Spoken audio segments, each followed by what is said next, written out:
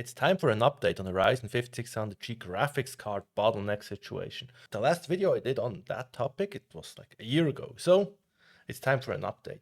In the meantime, we've had some hecklers, and they even claimed that the RTX 3070 wasn't high-end.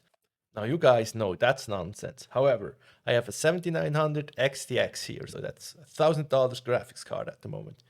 We're going to pair it with 5600G and see how it does. Tested this in around 15 games. I'm excited to show you guys how that went.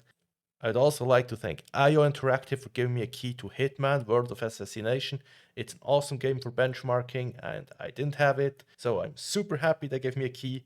And with that said, let's jump into it. We're not going to spend a ton of time on some of these games.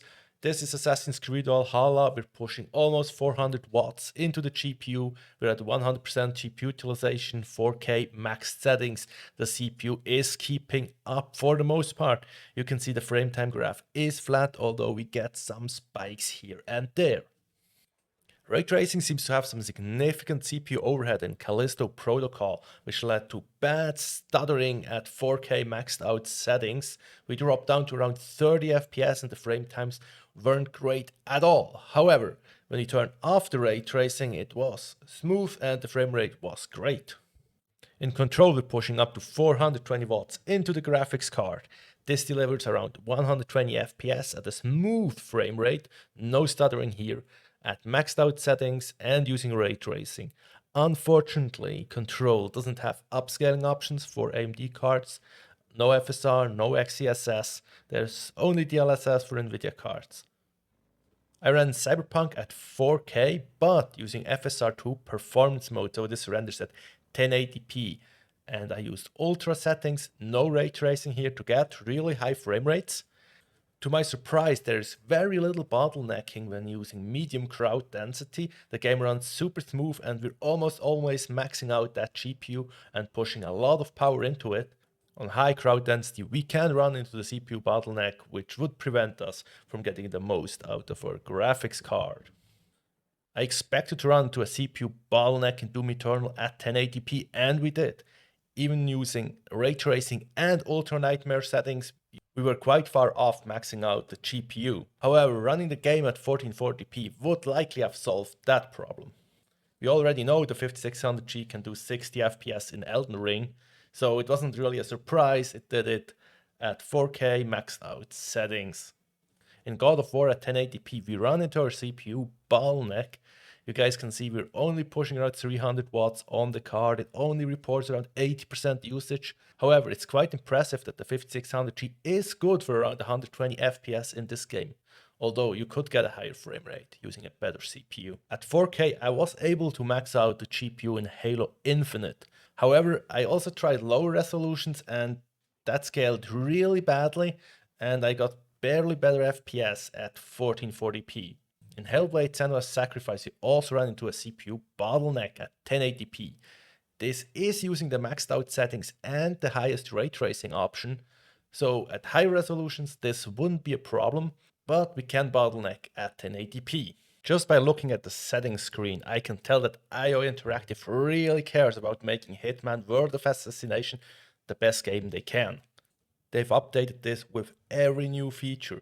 It has low latency, it has DLSS frame generation, it has every version of super sampling, that's XeSS, DLSS, FSR, it's got ray tracing, it's great. You can even increase the resolution scale over 100%. For my testing, I maxed out everything at 1080p, and of course, I turned on ray tracing. Hitman can be hard on the CPU, but I was really happy to see that we were maxing out the GPU in almost all cases.